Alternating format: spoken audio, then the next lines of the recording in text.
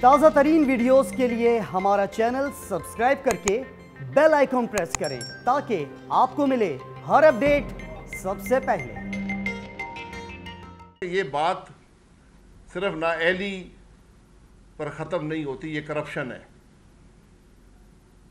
یہ کرپشن ہے۔ ایک فرنس آئل کے جہاز پر 1 ارب روپیہ کمیشن دی جاتی ہے۔ میں وزیر رہا اس محکمے میں، سب میں جانتا ہوں کہ کون پیسے لیتا اور کس کو دیتا ہے۔ جس ملک میں گیس کی شارٹیج ہو، جو ٹرمینل ہمارے زمانے میں لگا تھا، وہ کمپنی اس کو بڑا کرنا چاہتی ہے۔ آج 1.5 سال 2 سال ہو گئے، یہ فیصلہ کابینہ نہیں کر سکی کہ وہ کمپنی اپنے خرچے پر بڑا کر رہی ہے، اپنے خرچے پر بڑا کر رہی ہے۔ آپ کو سستی ترین اس کا ریٹ دے گی اگر آپ ان سے لینا چاہیں اضافی گیس۔